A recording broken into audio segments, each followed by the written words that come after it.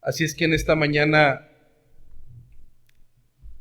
estamos listos y preparados para escuchar y tener listo nuestro corazón para saber qué es lo que el Señor ha preparado para cada uno de nosotros. Bajo la secuencia que llevamos, el día de hoy nos corresponde leer el libro de Oseas, capítulo 2, y yo les rogaría que abran su Biblia física, y así como estamos de pie, vamos a buscar el primero de los profetas en el orden en el que han sido puestos en el fundamento bíblico. Después de los profetas mayores por la extensión escritural, después de los 4 profetas mayores, culminando con Daniel, posterior comienzan los 12 profetas menores, y comenzamos por Oseas, capítulo número 2, versículos 8 al 13. El día de hoy hemos titulado esta predicación, Las consecuencias para una esposa infiel. Dice la palabra de nuestro Señor en esta mañana: y ella no reconoció que yo le daba el trigo, el vino y el aceite, y que le multipliqué la plata y el oro que ofrecían a Baal. Por tanto, es decir, por cuanto no reconoció de dónde provenía el sustento, por tanto, yo volveré y tomaré mi trigo a su tiempo y mi vino a su sazón, y quitaré mi lana y mi lino que había dado para cubrir su desnudez. Y ahora descubriré yo su locura delante de los ojos de sus amantes, y nadie la librará de mi mano. Haré cesar todo su gozo, sus fiestas, sus nuevas lunas y sus días de reposo y todas sus festividades. Y haré talar sus vides y sus higueras, de las cuales dijo: mi salario son, salario que me han dado mis amantes. Y las reduciré a un matorral, y las comerán las bestias del campo, y la castigaré por los días en que incensaba a los Baales, y se adornaba de sus arcillos y de sus joyeles, y se iba tras sus amantes, y se olvidaba de mí. ¿Quién es quien habla? Dice Jehová. Oremos, hermanos, en esta mañana para que la palabra llegue al corazón, aún al más perverso, y lo trabaje conforme a su misericordia. Amado Señor, tú que vives y tú que reinas por la eternidad, tú, Señor, que eres grande en misericordia y que eres tardo para la ira, pero al mismo tiempo tú que eres justo y tú que eres fuego consumidor.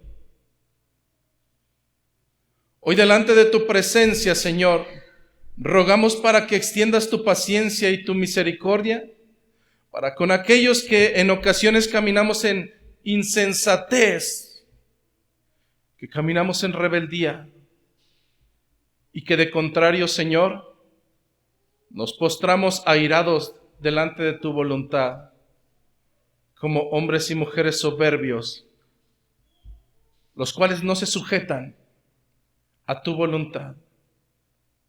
Hoy, Señor, te ruego para que a través de tu palabra, la cual mana de lo más profundo de tu propio ser y la cual es buena para salvación, sea expuesta, Señor, de una manera fiel.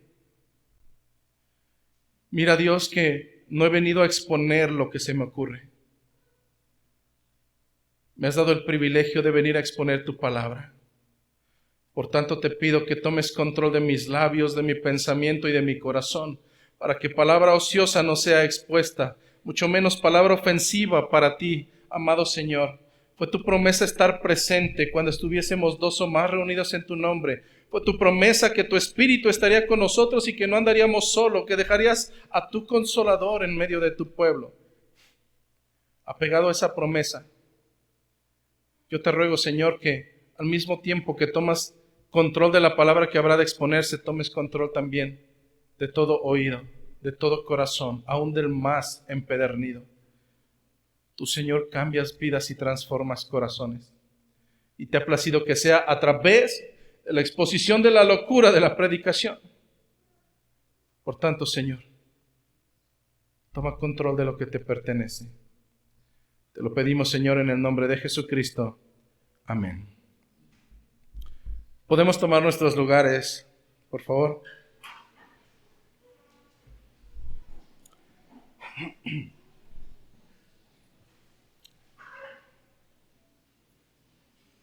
Hoy es una bendición el poder ver caras nuevas y dar gracias a Dios por sus vidas.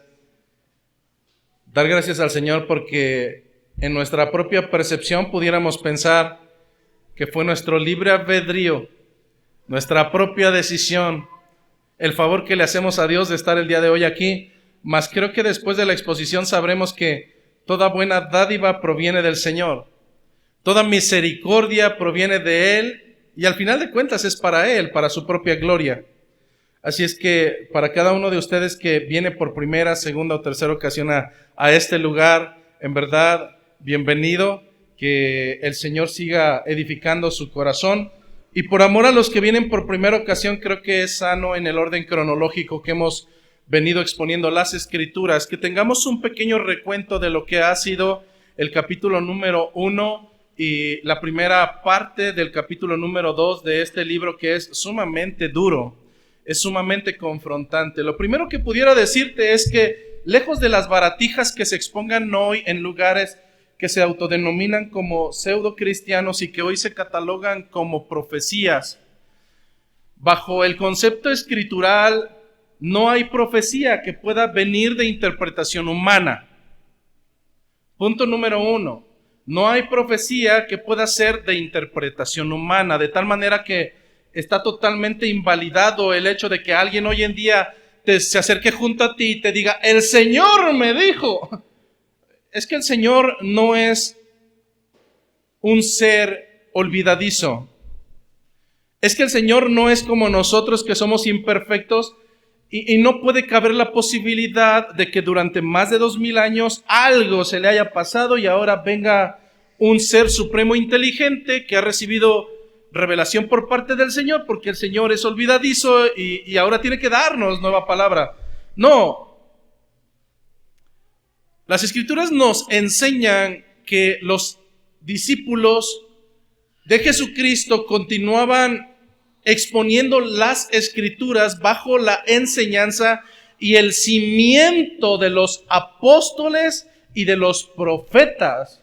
De tal manera que siendo el cimiento y no la construcción, el cimiento ya había quedado establecido y por tanto, hoy en día no podemos hablar de profetas que nos vienen a traer revelación. Sería antibíblico autodenominarse profeta hoy en día, pensando en que hay revelaciones que hay que darle al pueblo. Absolutamente no. El día de hoy, durante la alabanza, nuestro hermano Leonel nos expuso una parte del segmento de Apocalipsis. ¿A qué quiero referirme? Que en nuestra vida no puede haber una nueva revelación. En las Escrituras está escrito ya absolutamente todo. Está escrito cómo es que regresará nuestro Señor. Está escrito cómo es que vendrá a impartir justicia y juicio. Está escrito cómo se abrirá el libro de la vida y el que no se encuentre inscrito terminará en el lago de fuego. Está escrito cómo es que el mismo apóstol por revelación divina ve una gran multitud dentro de las cuales estamos tú y yo glorificando al Señor y diciendo a una sola voz, digno es Él, digno es Él. Fuera de todo esto, ¿qué otra revelación quieres saber? No hay alguna. Y la palabra de Dios, la palabra que es inspirada por Dios y que es útil para enseñar, tiene un objetivo y es el perfeccionarnos.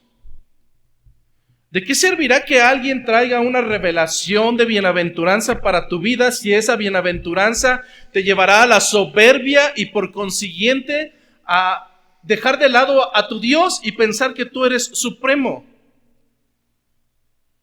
Pero casualmente, yendo a cada uno de los profetas y analizando cada una de las profecías, cada una de ellas usualmente era una profecía de juicio, no de bienaventuranza, hermanos. Usualmente las profecías que vamos a encontrar en las Escrituras, prácticamente todas ellas eran un llamado de atención al pueblo que Dios había escogido, porque el pueblo se había descarriado, porque el pueblo hacía lo malo delante de la presencia de Dios y era una amonestación para el pueblo. El día de hoy, la exposición que fue destinada para un hombre y para un pueblo, para un hombre llamado Oseas, para una esposa que era una prostituta, la cual el Señor le pidió que tomara como esposa, llamada Gomer, y para un pueblo necio llamado Israel, no ha perdido vigencia. De la misma manera en que el Señor habló hace cientos de años, esa palabra sigue retumbando hasta el día de hoy y sigue siendo efectiva para nuestros oídos, porque ciertamente las modas han cambiado la vestimenta, han cambiado los peinados, han cambiado las modalidades y las tradiciones, pero hay algo que no ha cambiado en la vida del hombre, y es su necedad, su soberbia, sus intenciones de caminar de continuo de una forma contraria delante del Señor. Eso no ha cambiado y eso no cambiará, por cuanto el hombre, hablando del género humano, tiene una naturaleza totalmente caída y contraria delante del Señor. La persona aún la más ética, la persona moralmente más correcta que puedas encontrar en esta tierra, aún esa persona es perversa y camina contrario delante del Señor, porque buscará la gloria no para Dios, la buscará para Él, y Dios no comparte su gloria. En este sentido, es necesario recapitular que el libro de Oseas comenzaba hace 2 semanas en la exposición de una manera un tanto contraria a nuestro pensamiento. Es incomprensible. Dijo Jehová a Oseas: ve y tómate una mujer como esposa. Pero esa mujer tenía una característica sumamente peculiar que tú y yo no buscaríamos cuando buscamos a nuestra esposa. Jehová le dijo: ve y tómate a una mujer fornicaria, a una prostituta como tu esposa. A una mujer cuyos hijos son hijos de fornicación, resultados de su prostitución. Pero esto tenía una razón, y era que a través de la ejemplificación del matrimonio de Oseas y de Gomer, Israel entendiera que esto es lo mismo que hace el pueblo de Dios en su vida cotidiana. Esto es lo que hacía el pueblo de Israel, y esto es lo que sigue haciendo el pueblo de Dios hoy en día. Teniendo un amado esposo que le brinda todo, la amada esposa prefiere ir y revolcarse con cuanto amante tenga en esta tierra, sin reconocer que es Dios quien provee, que es Dios quien sustenta. Y bajo sentido contrario, al igual que esta prostituta, pensamos que la bienaventuranza proviene de nuestro esfuerzo, proviene de nuestras capacidades, proviene de nuestro trabajo, proviene de tantas cosas, pero olvidamos que hay un esposo fiel, que de la misma manera en que nos ha dado misericordia, de la misma manera la puede retirar, y precisamente el día de hoy estaremos centrándonos en ello. De tal manera que el matrimonio de Oseas y Gomer no es otra cosa más que esa analogía para hacerte entender que de no recapacitar en tus malos caminos y en la manera tan vergonzosa que desprecias a tu Señor, tarde que temprano tendrás las consecuencias. Claro está que si eres hijo, el Señor tendrá reprensión porque te ama. De tal manera, el objetivo central de todo este libro es hacer recapacitar al pueblo de Dios, de que caminen en arrepentimiento para que vuelva a ese amado Dios, a ese amado marido, fuera del cual no te hace falta nada, absolutamente nada.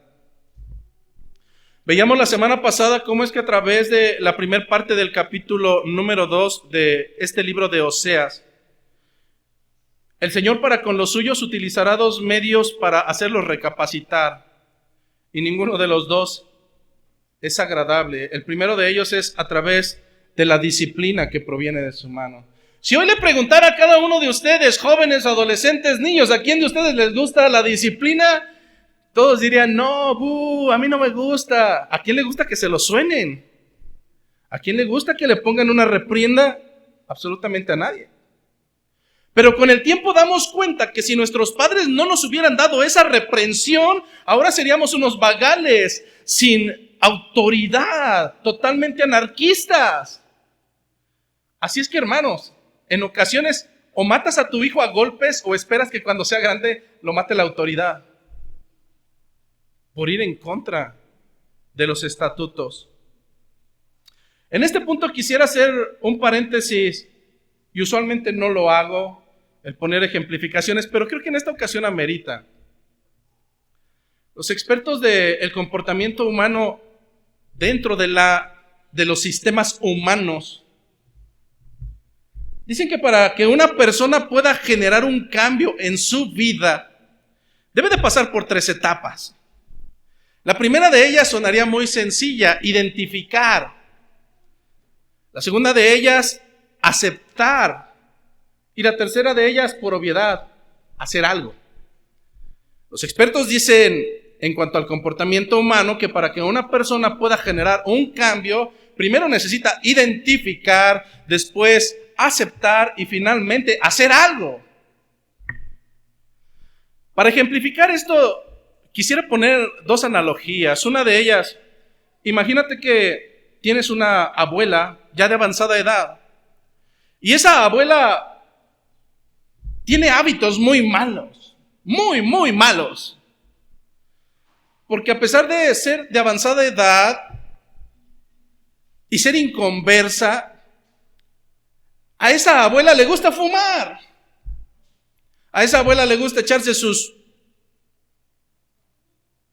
bebidas durante la semana porque dicen los doctores que es bueno para el corazón.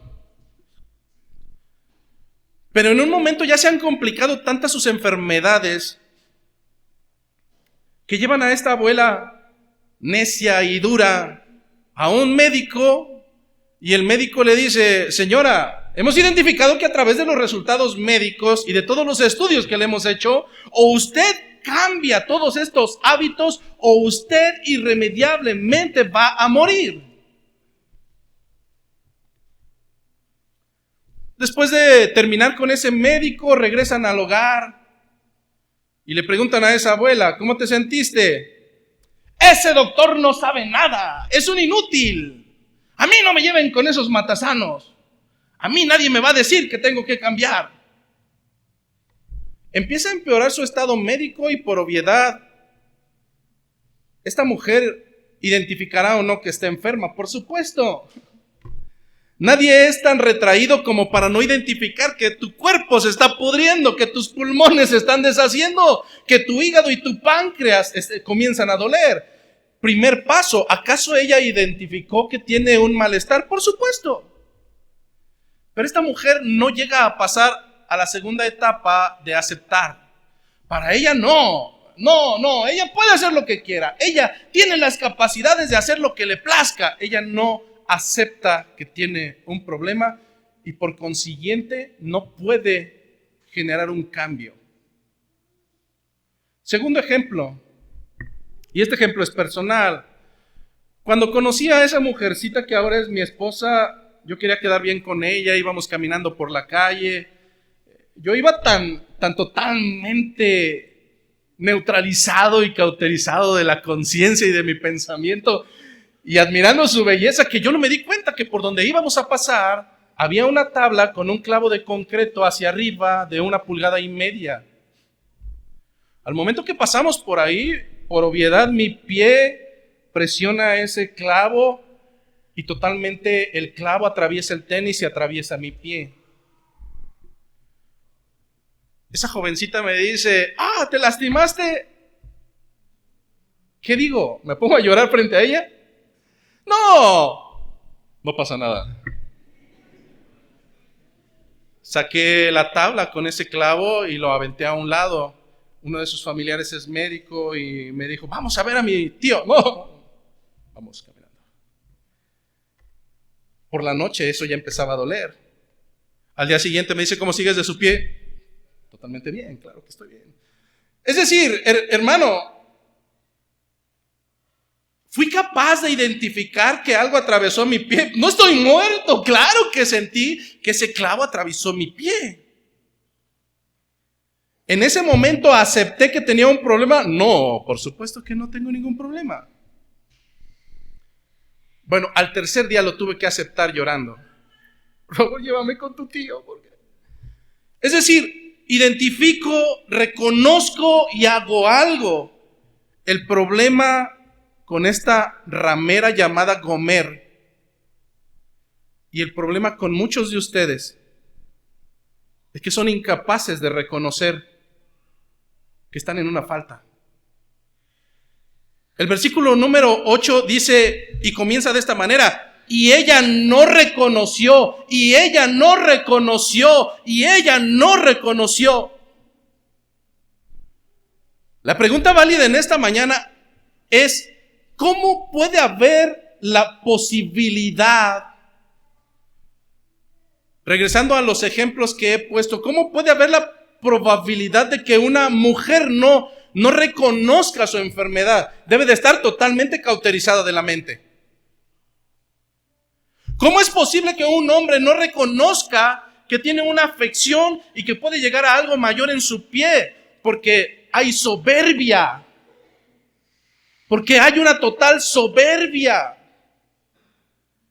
Lo que estamos viendo en esta situación es que es posible poder estar en medio de una falta delante del Señor y estar totalmente cegados por la necedad y decir: no, yo no tengo ningún problema. Absolutamente yo no tengo ni una falta delante del Señor.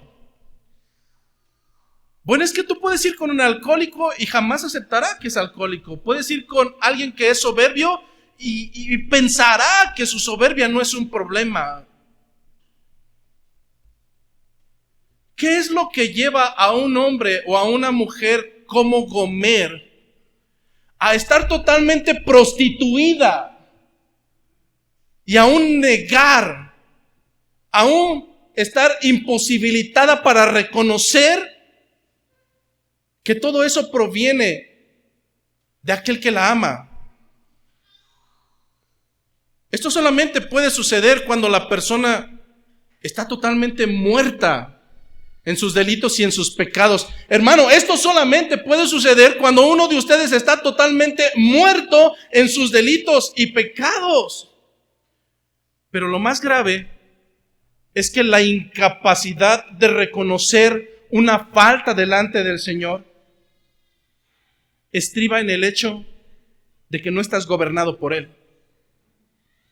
Lamentablemente, la incapacidad de uno de ustedes de reconocer sus faltas delante del Señor estriba en que su corazón no está gobernado por el Espíritu de Dios y por el contrario, está gobernado por Satanás.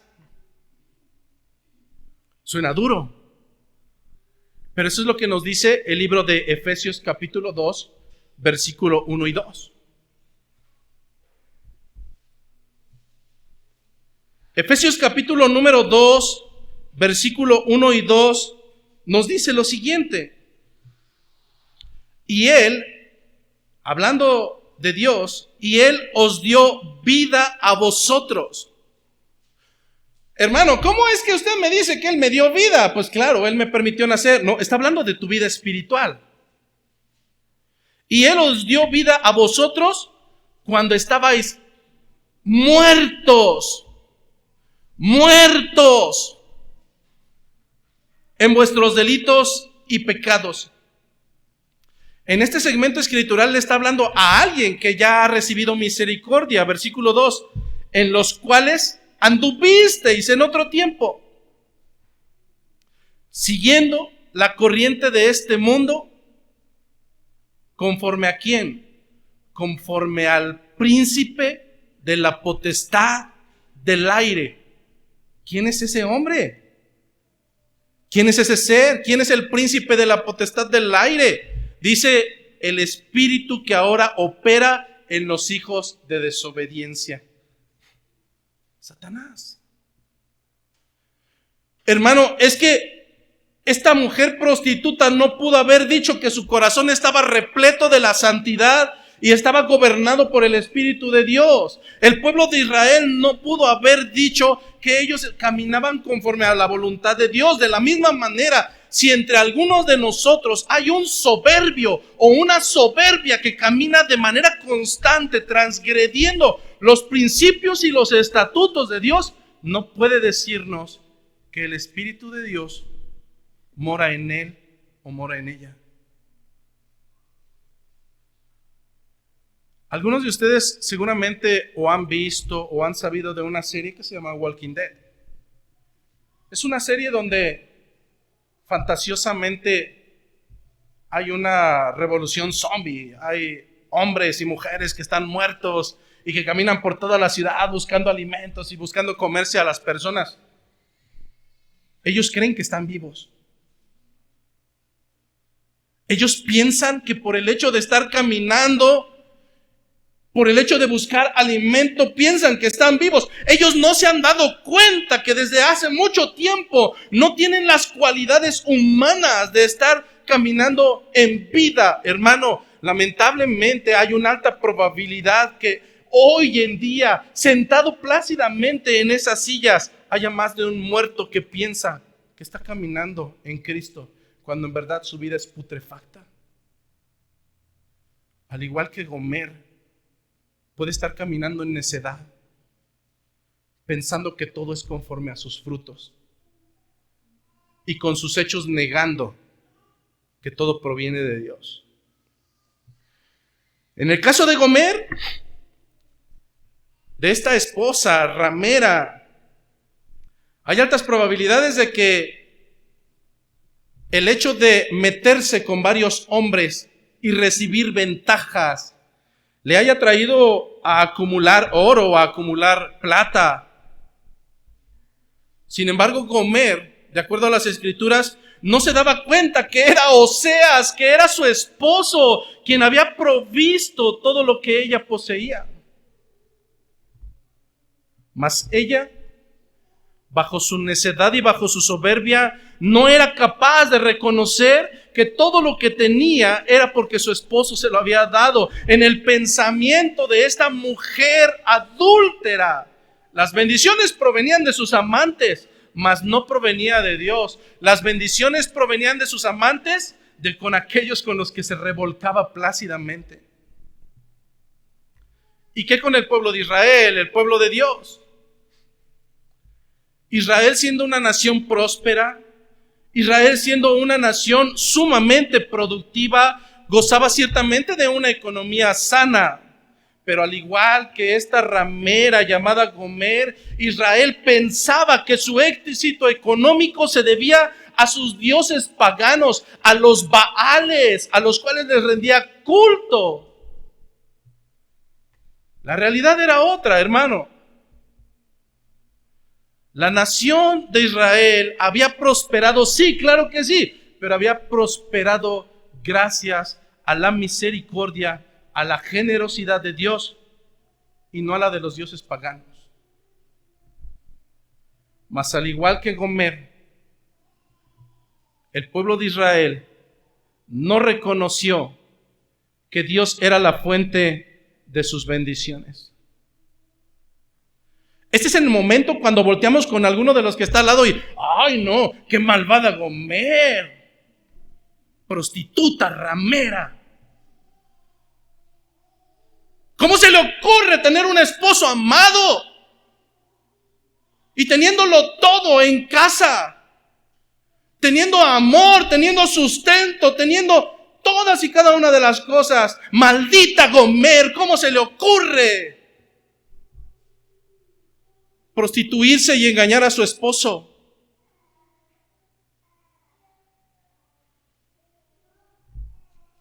Israel, ¿acaso no fuiste el pueblo escogido de Dios? Malagradecido, maldito seas por cuanto el Señor te lo dio todo. Por cuanto no te hacía falta cosa alguna al lado de tu Dios.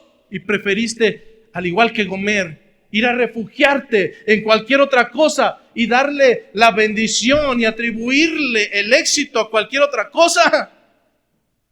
Y no reconocer que esto provenía de aquel que te ama incondicionalmente.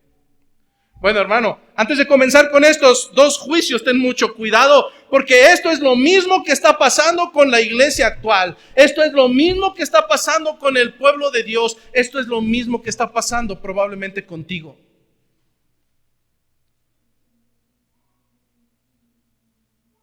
Pastor, ¿qué palabras tan fuertes? Pero es que yo no tengo ídolos. Pero es que yo no me arrodillo delante de figura alguna. Déjame refrescar un poco tu memoria. Todos los días, te lo puedo asegurar, la palabra no se equivoca. Todos los días tienes el sustento, por muy básico que sea. Todos los días tienes un plato de alimento en tu mesa. Todos los días tienes donde refugiarte. Todos los días, por misericordia, el Señor te dará vestimenta y te dará calzado. Todos los días. E incluso el Señor aún te dará beneficio para darte gustos que no mereces. Lamentablemente, al igual que la prostituta Gomer, al igual que el pueblo rebelde de Israel, el pueblo actual no reconoce de dónde proviene todo ese sustento. ¿Y cómo puede usted saberlo? ¿Acaso usted escudriña mi corazón? No. Pero el libro de Mateo, capítulo número 7, nos da entendimiento de que por tus frutos te vamos a conocer. Hermano, no necesito ir a lo más profundo de tu corazón. De lo que sobreabunda, ya empieza a salir por todos lados, de tal manera que tus comportamientos son evidencia de dónde se encuentra tu corazón. De quién es tu primicia, de quién es el primero, de quiénes son tus prioridades. En el caso de Gomer y en el caso de Israel, utilizaron las posesiones que provenían de Dios. Utilizaron las posesiones y las bendiciones que provenían de Dios para ir a revolcarse con lo que era desagradable delante del Señor. Vergonzosamente, Gomer y el pueblo de Israel aprovecharon la prosperidad y la bienaventuranza para la adoración pagana. ¿Acaso no hacemos lo mismo? ¿Acaso tú y yo hacemos algo diferente? No, la respuesta es no. Hermano, esto es una bofetada delante del Señor. Esto es un insulto delante de Dios.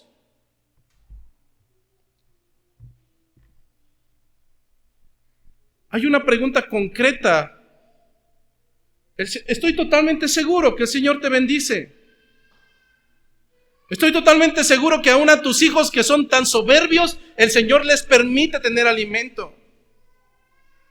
Estoy convencido que aún el más insignificante y el más reprobado de esta congregación ha alcanzado misericordia por parte de Dios.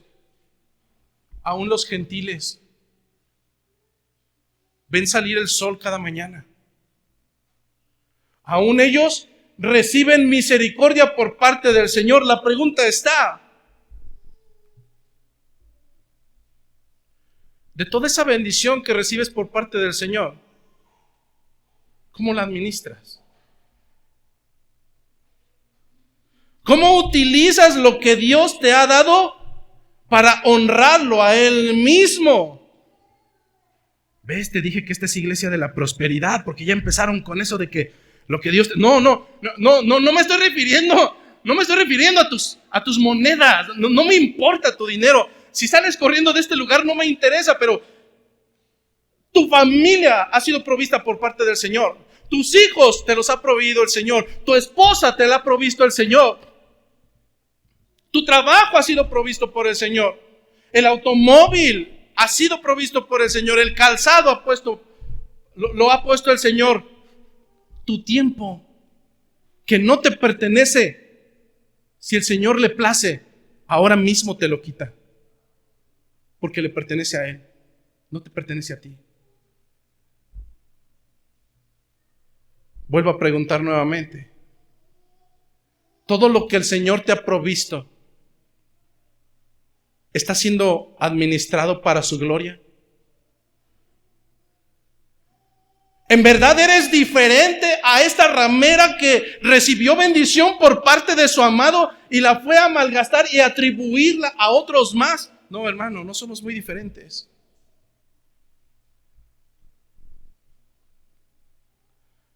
Sin embargo, y por lo regular siempre promulgamos el amor de Dios. Hay un familiar mío que cuando le hablo acerca de su pecado y le digo, entiende, vas por malos pasos, recapacita. No, yo he escuchado algo de lo que tú dices y tú dices que Dios es amor. Sí, claro que Dios es amor, pero también Dios, aunque repliega su paciencia, tarde que temprano llegará a un límite y traerás las consecuencias de haber transgredido sus preceptos. Hermano, todos tenemos un gramo de paciencia. ¿El Señor es tardo para la ira? Sí, pero tarde que temprano va a llegar y no te vas a burlar de Él. Lamentablemente, hay un concepto llamado soberbia, que es más común de lo que te imaginas. Como hombres y mujeres que fuimos sacados de lo más vil y menospreciado, no nos gusta reconocer que hemos sido sacados de ahí. Pensamos que nuestra belleza física debe de ser meritoria para hacer menos a los demás. Nuestra capacidad económica debe de ser meritoria para humillar a los demás. Nuestra inteligencia, nuestros poderíos, nuestras capacidades. ¿De verdad estás totalmente tonto que no has identificado que todo proviene por parte del Señor? Mujercitas, ¿cuánto tiempo les va a durar la belleza? ¿15 años? ¿20? ¿Y después dónde estará tu poderío? Hombres empresarios y pudientes por sus capacidades laborales, ¿dónde quedarán todas tus riquezas?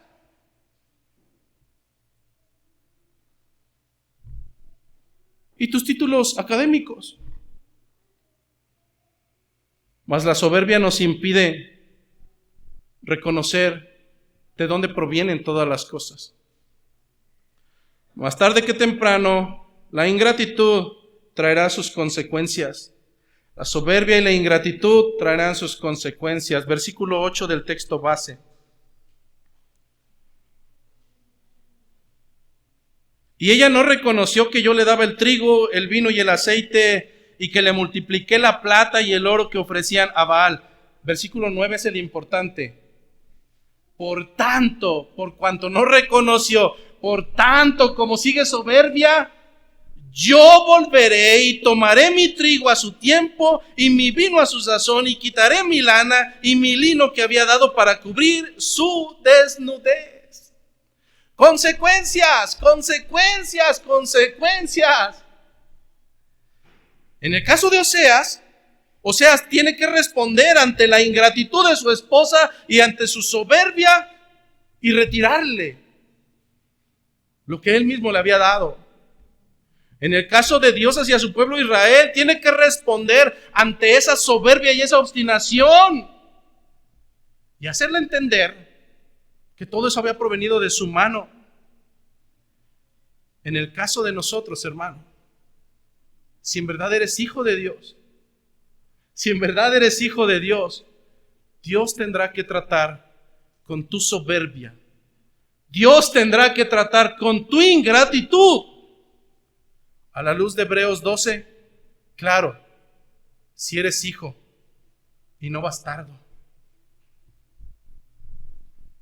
A lo largo de falta de reconocimiento podemos identificar dos faltas sumamente graves. La primera de ellas es olvidar que lo que tenemos, todo, absolutamente todo, proviene por misericordia de Dios.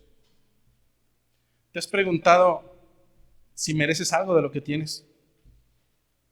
Es decir, si evaluaran tu comportamiento, si evaluaran la manera en la que te diriges a tu Señor, si realmente evaluáramos tu caminar en base a la honra que le das a Dios, ¿crees que merecerías algo de lo que tienes? No.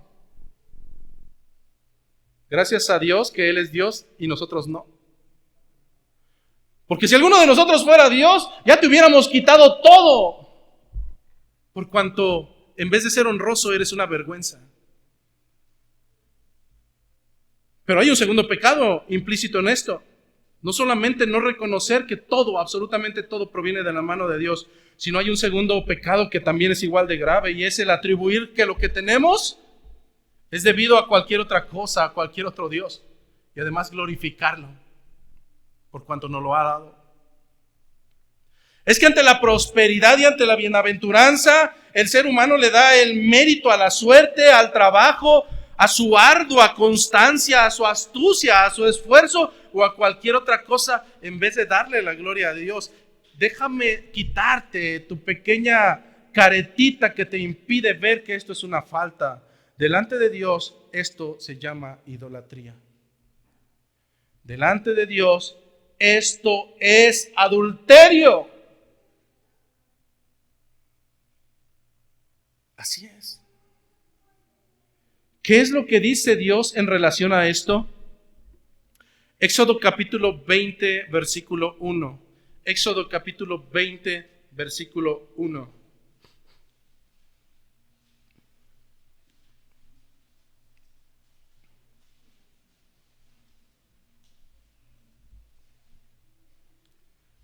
Para los que están tomando el discipulado de membresía, si van a una Biblia con libros apócrifos, va a decir exactamente lo mismo que dice esta.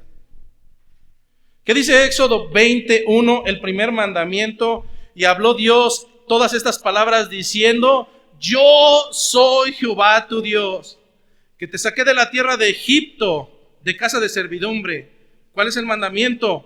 No tendrás dioses ajenos delante de mí. No tendrás dioses ajenos delante de mí. No te harás imagen ni ninguna semejanza de lo que está arriba en los cielos, ni abajo en la tierra, ni en las aguas debajo de la tierra. Pastor, yo no me hago imágenes. En mi casa están prohibidas todas las esculturas, todas las imágenes.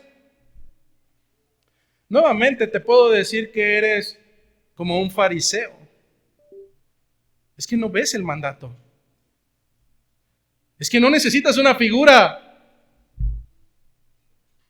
o una escultura delante de ti para poder caer en este pecado. Versículo 5. No te inclinarás a ellas ni las honrarás, porque yo soy Jehová tu Dios, fuerte, celoso, que visito la maldad de los padres sobre los hijos hasta la tercera y cuarta generación de los que me aborrecen.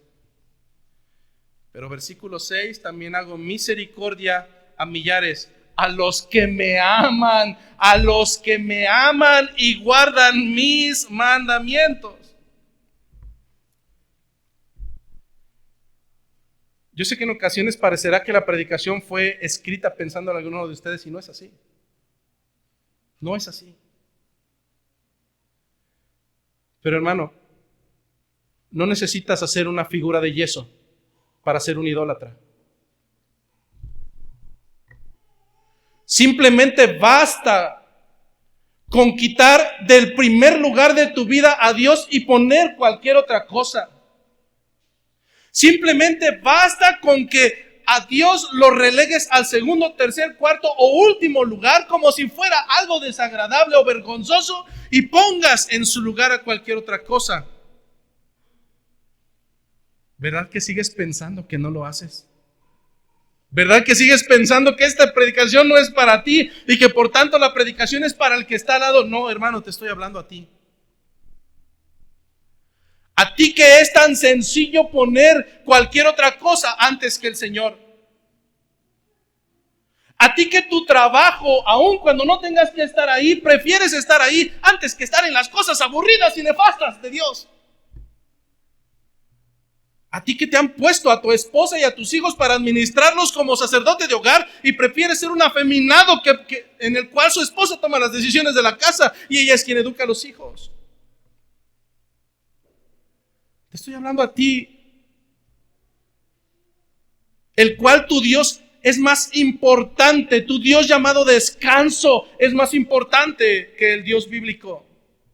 Te estoy hablando a ti, el cual puedes anteponer a tu familia pagana antes que al Señor. Te estoy hablando a ti, pequeña jovencita, que se queda en casa porque tiene que estudiar antes que estar en las cosas del Señor. Al igual que Gomer, somos como rameras. Somos idólatras, que al igual que ella, no quieren reconocer que están transgrediendo a aquel que lo ha dado todo.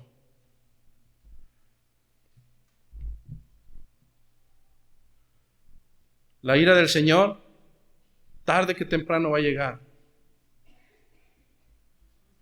La ira del Señor, aquel que lo da todo, de la misma manera que te lo ha dado todo, Él mismo te lo puede quitar. Y si el Señor te retira el alimento, y si el Señor te retira el ingreso, y si el Señor te retira incluso la vida, la salud,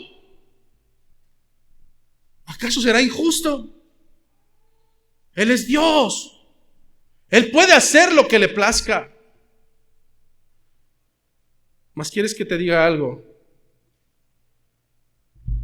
Sobre un necio, el Señor tendrá que actuar de una manera mucho más fuerte.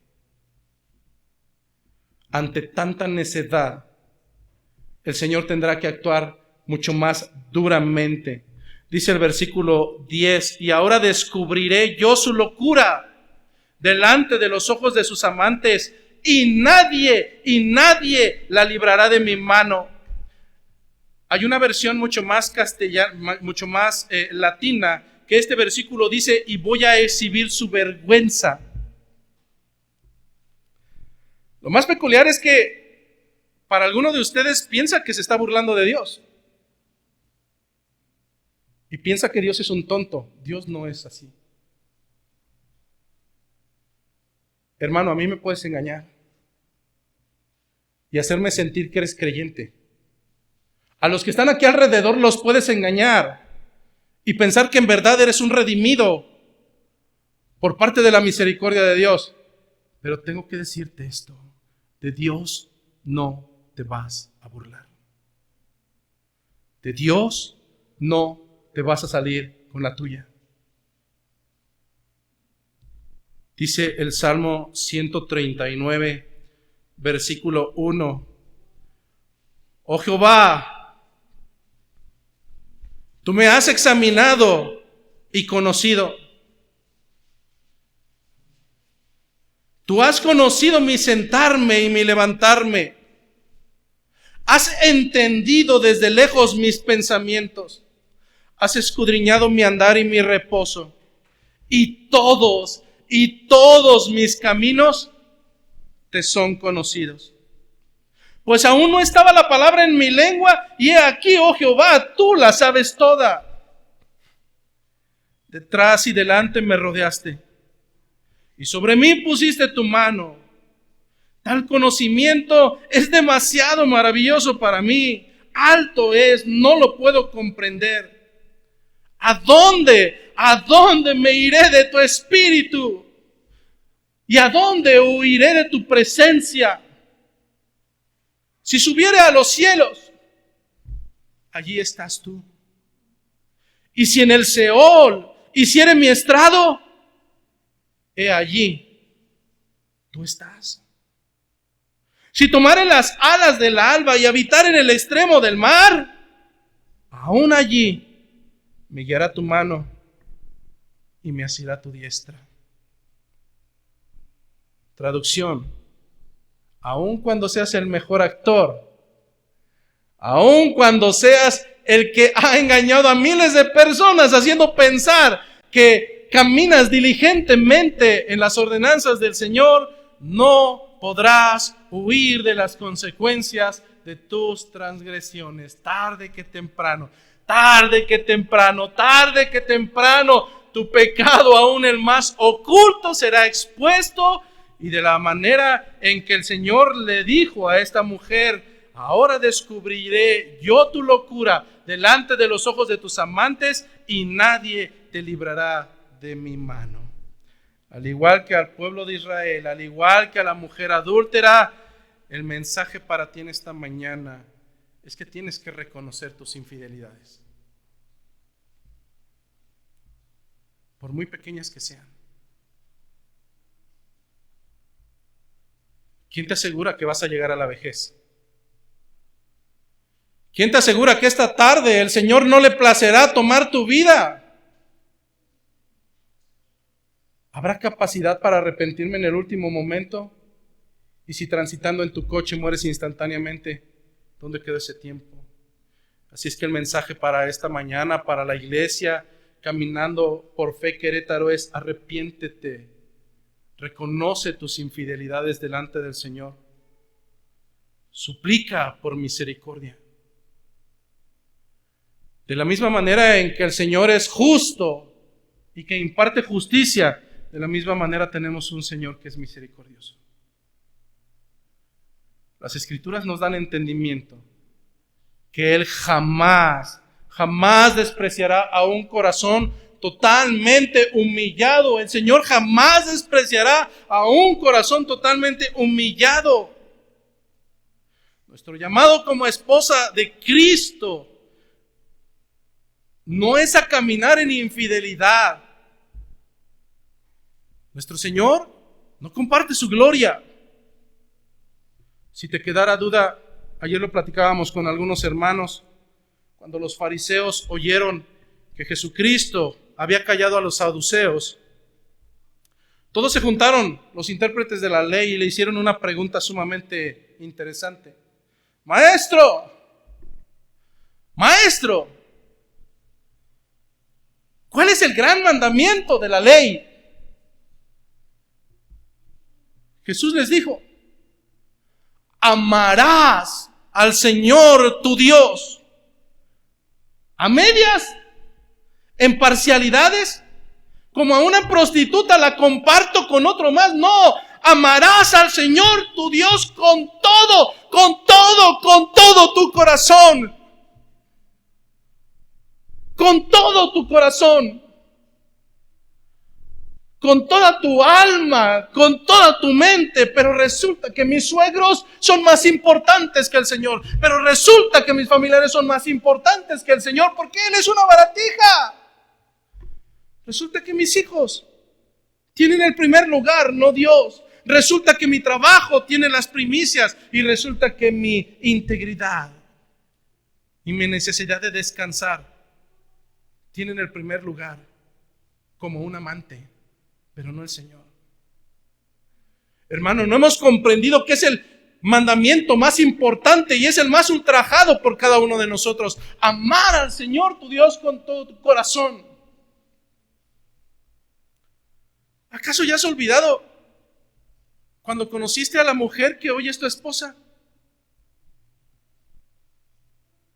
¿Acaso has olvidado cómo estabas cauterizado de la mente y todo era tu novia, tu futura esposa? No comías, no bebías, soportabas el sol y todo lo hacías porque estabas enamorado de ella. Hermano, no me vengas a decir que amas al Señor con todo tu corazón cuando tus evidencias demuestran todo lo contrario. Somos como rameras. ¿Quién es tu primicia? ¿Quién ocupa tu corazón? ¿Acaso es Dios? Eso no es lo que dice tu caminar. Lamentablemente, Algunos de ustedes ya han comenzado este camino al igual que Gomer. Lamentablemente, algunos de ustedes han comenzado ya este camino de infidelidad como un juego, porque han comenzado a descuidar su primer amor. Jueves de congregación. ¿A dónde estuviste el jueves, prostituta? ¿Con quién te revolcaste? ¿Quién fue más importante que tu Señor? ¿A dónde estuviste el día del Señor? ¿Quién fue más importante que tu amado Dios? Amarás al Señor, tu Dios, con todo tu corazón. El Señor no es un limosnero. Él no busca las migajas que caen de tu mesa. Él es Dios. Él es Dios.